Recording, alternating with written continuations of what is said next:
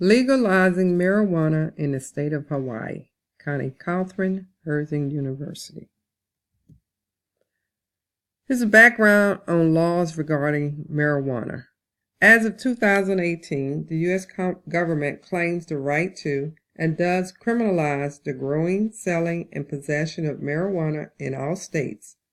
This right is not given to them by the Constitution, but by the U.S. Supreme Court, most notably in their 2005 ruling in Gonzalez v. Ratch, which again upheld the right of federal government to ban marijuana use in all states, in spite of the dissenting voice of Justice Clarence Thomas, who stated, by holding that Congress may regulate activity that is neither interstate nor commerce under the Interstate Commerce Clause, the court abandons any attempt to enforce the Constitution's limits on federal power. Politics and marijuana.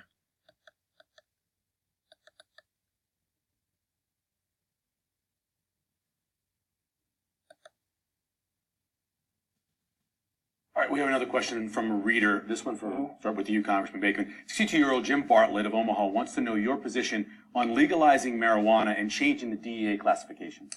I do support changing the classification at the federal level and allowing states to make this decision. I ultimately think this is a state decision, and we need to come to some coherent policy here, because we have states of Colorado that have legalized it, but because it's still illegal at the federal level, they can't use banking. Folks are carrying around suitcases full of cash, and that's not a good way to do business. I oppose personally legalizing for recreational use marijuana. I do think this should be a state decision. Let the states decide, and then that allows states that have legalized it to integrate the financial side of this, because right now it's not working. Same question to you, Ms. Eastman. Well, the idea that states should be able to make this decision is a little bit silly, because we know that our neighbors to the west of us have legalized this, and we've also seen the incredible economic boon that it has had for their state. In a state like Nebraska, where we consistently have a budget where we're cutting the budget for public education, even for Metropolitan Community College, for UNO, we need a source of income. And legalizing marijuana, especially for medical marijuana that we know can actually save lives, can actually help address the opioid epidemic, and actually just makes a lot of sense from a fiscal perspective. This is the right decision for Americans. It's kind of silly that we've let it go this long. And the reality is we have a lot of people out there using recreational marijuana and then going to prison. I met a guy the other day at his door that was in prison for 2.5 years for having some pot on him. I mean, come on. 2.5 years? We can't afford that. That's why we have so much overcrowding in our prison system. It's one of the reasons. Okay, so that's both sides of the debate with politics and marijuana.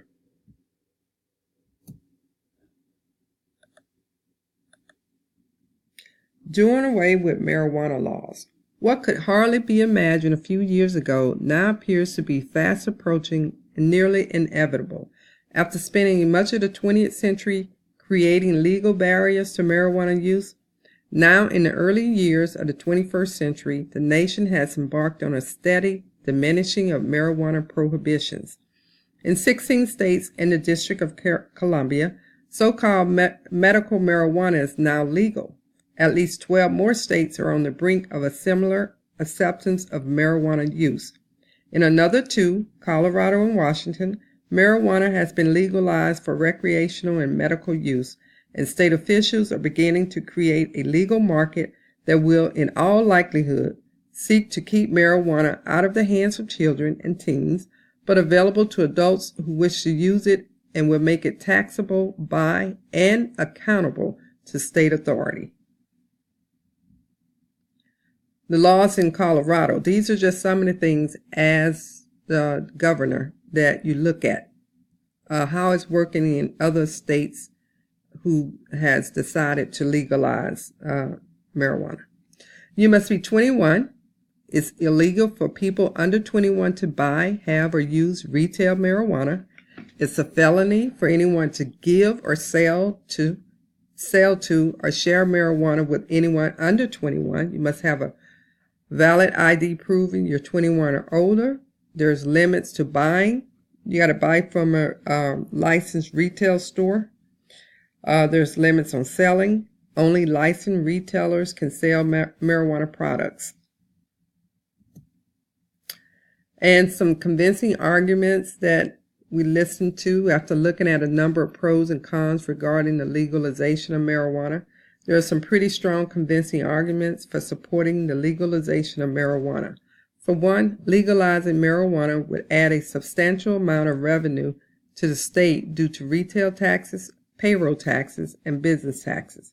In essence, the state would go from collecting zero revenue from illegal cannabis sales to millions of dollars from the legal sale of marijuana. Lower incarcerations. Enforcing marijuana laws has serious consequences that deplete social resources and contributes to the nation's unconscionably high incarceration rate. In urban communities across the nation, including Hawaii, African American young people are arrested for marijuana possession at double, triple, and even quadruple the rates of their white peers, even though studies show they use marijuana less often. These arrests often begin a lifetime of unattainable educational and occupational opportunities that exacerbate the disproportionate impact of drug policy on African American communities. Removing it from the controlled substance list would reduce the number of court cases and incarcerations, thereby saving money. There's revenue. Citizens in the state of Hawaii would benefit from being able to legally purchase marijuana because of the revenue it would bring into the state from taxes, which would help with schools, infrastructure, and reducing law enforcement costs from enforcing marijuana laws. They will also benefit from not receiving criminal charges from possessing legal amounts of marijuana.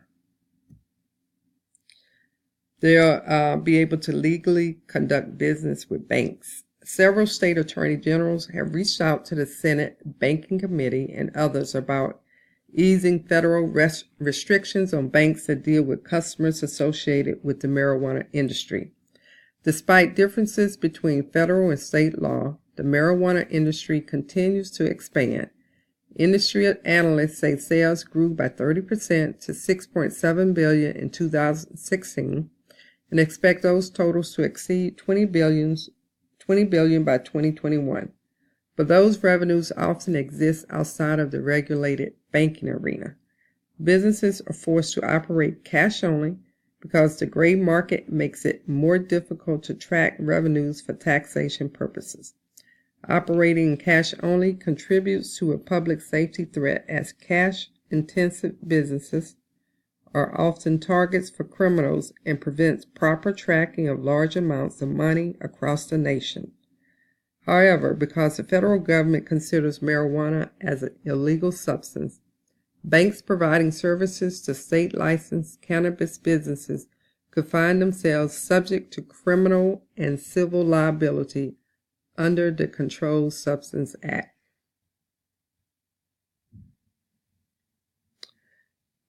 Legalizing marijuana. This is right for the state of Hawaii. As it stands, legalizing marijuana appears to be the right thing to do for the state of Hawaii. There has not been any compelling evidence to show that in other states like Colorado and Washington, that legalizing marijuana had an adverse effect on the citizens of those two states. There has been no empirical evidence to show that drug use has gone up at a high rate, that crime is up, or that the use of marijuana has been blamed on a high number of fatalities from car accidents. As governor, information like this would be needed in order to change the policy of legalizing marijuana in Hawaii. Legalization continues.